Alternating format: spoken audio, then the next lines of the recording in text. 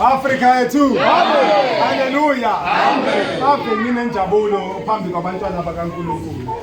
Ndinemfaro phamberi pamwari, phamberi pevana vaMwari. Ngoba akusimi ngedwa engishumayela leli vangeli. Handisini ndoga ndinoparidza iri evhangeri. Sonke phakathi kwakulindawo siyalishumayela. Asi tose panzvimbo ino tinoparidza evhangeri. Abantwana bakaNkulunkulu. Nokuti tose tiri vana vaMwari. Uma singabantwana bakaNkulunkulu senze kukaNkulunkulu. Kana tiri vana vaMwari tinoita zvaMwari. Haleluya. Ukuze size phakathi kwakulindawo. Kuti tiuye panzvimbo ino sizoyenza lento ebizwa renewal of contracts. Kuti tiuye panzvimbo ino tauya kuzoita renewal yecontract. Haleluya. Hayi lama contract asemhlabeni. Hayi lawa ama contract asemhlabeni. Kwete ma contract awa emunyika. Haleluya. Kodwa wasesibili. Ma contract ekudenga. Lapho esiya khona. Uko kwatiri kuenda. Lapho esibizelwe khona. Uko kwatakadaidzwa. Haleluya. uNkulunkulu athele injabulo phezu kwabantwana bakhe. Mwari adira mufaro pakati pevanhu vake. uNkulunkulu athele umusa phambi kwabantwana bakhe. Mwari adira tsitsi mukati mevanhu vake. Ngubani umusa ongakanani? Tsitsi dzakawanda zvakadai. Ngithi mangifika phakathi kwakulindawo. Kana pandasvika mukati menzvimbo ino. Kube khona abantu abavuma betela. Kune vanhu vabvuma vachikumbira. Uma ivhikeli izayosiza. Kana tichiuya pazvesabata rinouya. Bayabonga kuJehova uNkulunkulu. Vanhu vanouya vachitenda pamberi pamwari. Ukuphila phambi kaNkulunkulu. Africa yethu. Ngasiselokhe ngaphila kulo umhlaba wase-South Africa. Kubva zvandakararama mukati menyika ine South Africa. Engakaze ngizwe ukuthi umuntu uyambesa umntwana indwangu athi ngegama lika Jesu Kristu wathuma ingane amayivuke ivuke. Ndakanga ndisati ndambonzwa kuti munhu anopfekedza mwana wake mucheka oti Mwari wakatuma Pauro mwaZvaAfrica mwana anga afa obva amuka. Haleluya. Kodwa kuleli bandla kuyenzeka. Asi mune rinosanga zvinoitika. Kusho khona ukuthi uNkulunkulu lana. Zvinoreva kuti Mwari aripo pano. Simfunayo nabamfunayo uNkulunkulu lana. Vanomuda nevanomutsvaga Mwari ari pano. Haleluya. Ubuso benu mabube nenjabulo. Zviso zvenyu zvive nomufaro. Nibe nothando phakathi kwenu. Muve norudo pakati penyu. Alisani ngumoya oyingcwele. Zadzwai nemweya mutsvene. Ningamvimbeli umoya kaNkulunkulu kuba nisebenze. Musarambidza mweya mutsvene kuti akushandisei. Vumani ingelosi zenu zixoshe ingelosi zikaSathane. Vumai ingelosi. Vumai ngirozi yaMwari ipinde mukati memoyo yenyu. Haleluya. Amen. Ngithi ngiyazi ukuthi uSathane mhlazane exoshe ezulwini. Munozviziva here kuti Satani achidzingwa kudenga. Axosha lezi ngelosi. Wakadzingwa pamwe chete nengirozi. Ngilosi zikhona ziphila lana emhlabeni. Zvino ngirozi idzo dzakadzingwa pamwe chete naSatani ziripo zilahla abantwana bakaNkulunkulu. Ndidzo ngirozi dziri kurasha vanhu pamberi paMwari. Angithi bathi imoto ihambe ebusuku kwamele ikhanyise ibone. Kana mota ikifamba usiku inofaa kubatidza ama-lights. Uma ingakhanyisi iyashayisa. Kana isina kubatidza ama-lights inorovera. Haleluya. Amen. Yikho nina abantwana bakaNkulunkulu. Imi vana vaMwari. Ningukukhanya komhlaba. Muri chiedza chenyika. uSathane ehlele ebumnyameni akabubona ubumnyama. Kana Satani ari murima haoni chiedza. Kodwa ukukhanya bakuvela uyakubona. Kana chiedza chichisvika anochiona. Njengoba nina ningabantwana bokukhanya. Zvino imi zvamuri vana vechiedza. uSathane unibhekile. Satani akakutarisai. Haleluya. Uyazi zonke indlela zenu. Unoziva dzose nzira dzenyu. Uyazi yonke imithandazo yenu. Unoziva minamato yenyu. Ukuze nimnqobe manje. Zvino kuti mumukunde. Bizani uJesu. Daidzai Jesu. Ngegama lika Jesu wathumile isiholo mwaZvaAfrica. Muzita raJesu wakatuma Pauro mwaZvaAfrica. Kuti Satani aparadzwe. Satani abhidlizwe. Kuti Satani aparadzwe. Haleluya. Khumbula ukuthi kumele uhluphe. Andiboni kuchitambudzika mukati menzvimbo ino. Ngibona abantu abajabulayo. Ndinoona vanhu Ngibona abantu ababonga ingane kuNkulunkulu. Ndinoona vanhu vanotenda pamberi paMwari. Umoya ongcwele kuNkulunkulu. uNkulunkulu akabe nani. Mwari ave nemi.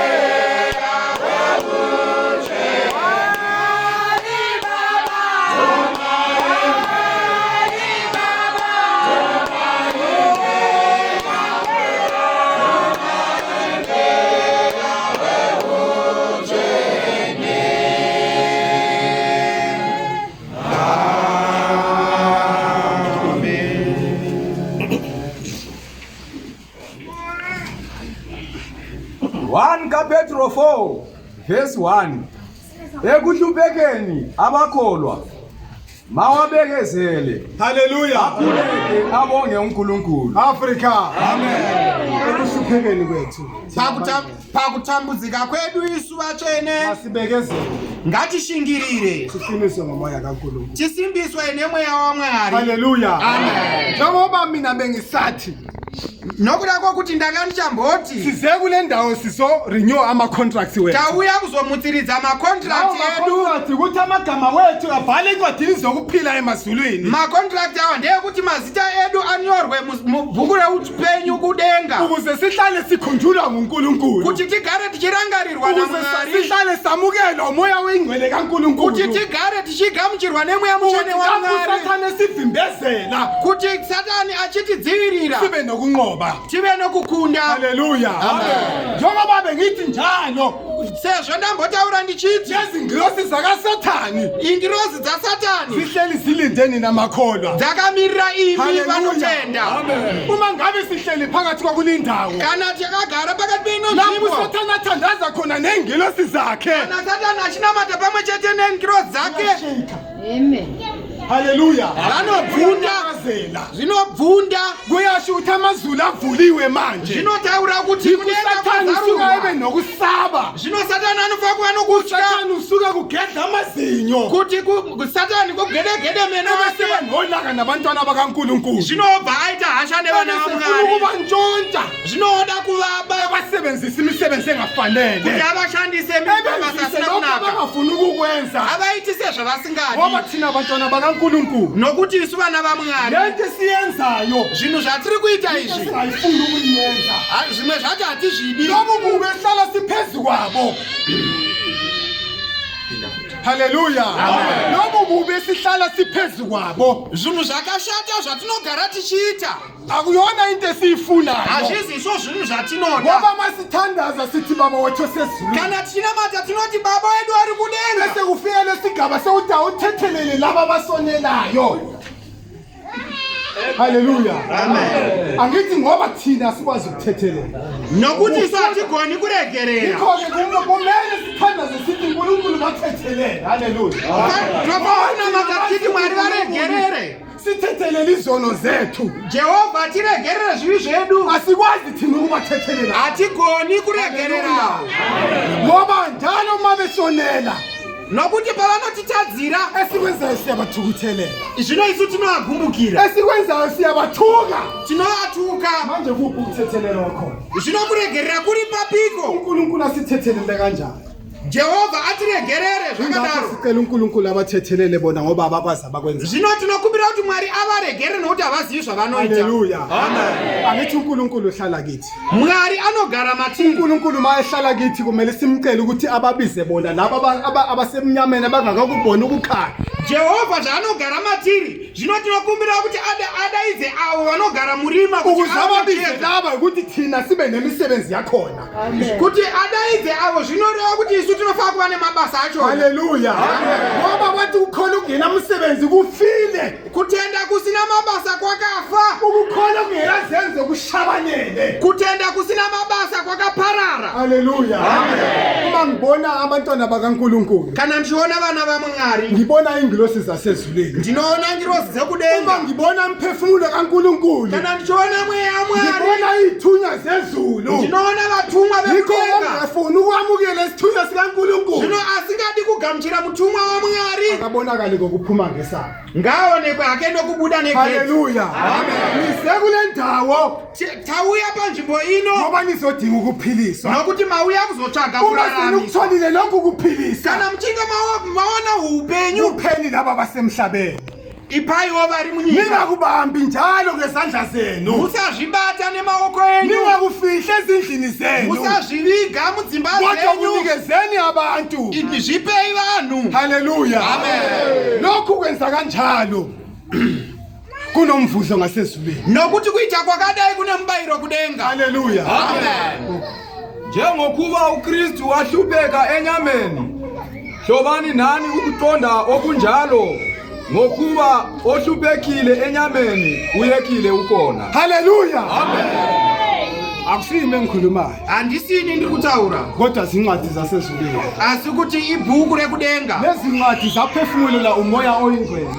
bhuku rakafemerwa nemweya wokudenga Haleluya. Mwari.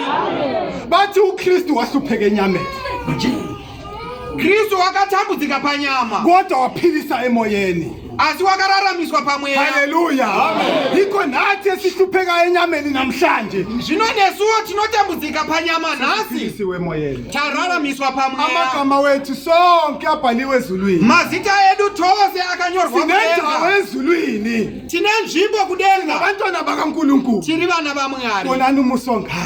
honai nyasha dzakadai uNkulunkulu awenza mwari dzaakatiitira kule ndawo yaseAfrika. kune nyika yeafrica Wathumela ingelosi yakhe. wakatumira muranda wake Umazwe waAfrika. uporomwaja Ukuze weafrica nina abantu abasemnyameni kuti imi nikubone lokhu vanhu kukhanya. muone chiedza Haleluya. Amen. Wathi ezincwadini zokuphila wakati mumabhuku ake nina sizo upenyu sobumnyama. Jabulani namhlanje ngoba ukukhanya nikubonile. farai nhasi nokuti Haleluya. chiedza machiwana Lesi sizo sobumnyama yithi.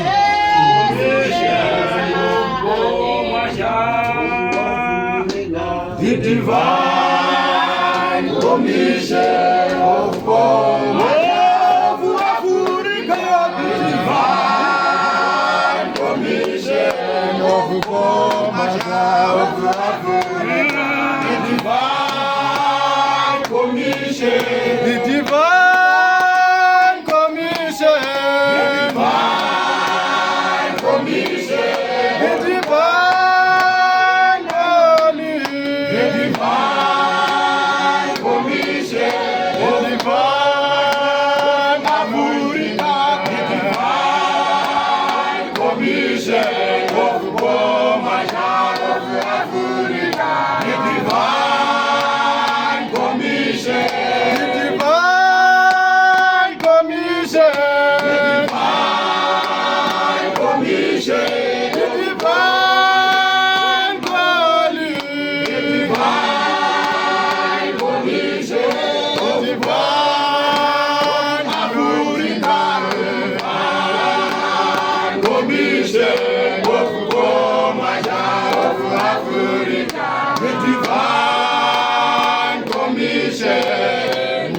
shall we send you for?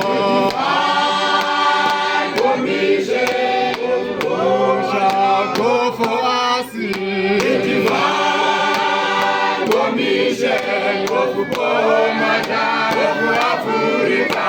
The divine commission of God of Africa. The divine commission. You shall we send you for?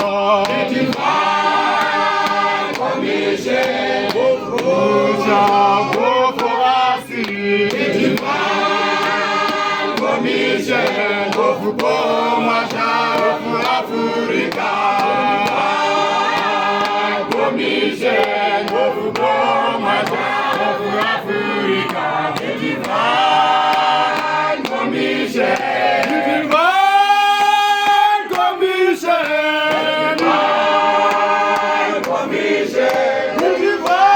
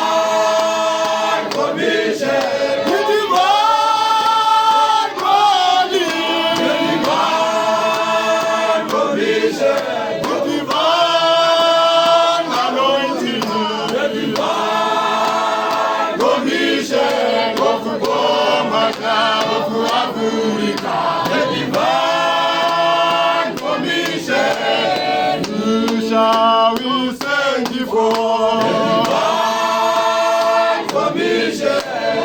Who shall go for us in divine commission of Comata of Africa?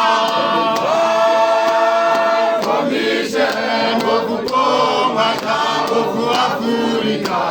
Divine commission. Who you shall send for divine commission? Who shall go for us in divine commission of Comata of Africa? Divine commission of Comata of Africa. Divine commission. Divine commission.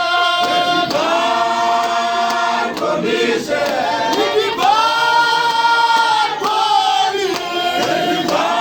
Divine commission. Divine anointing. Divine commission of Comata of Africa.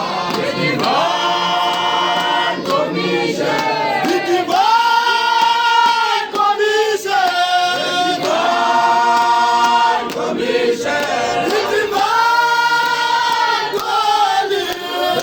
Divine commission. Divine anointing.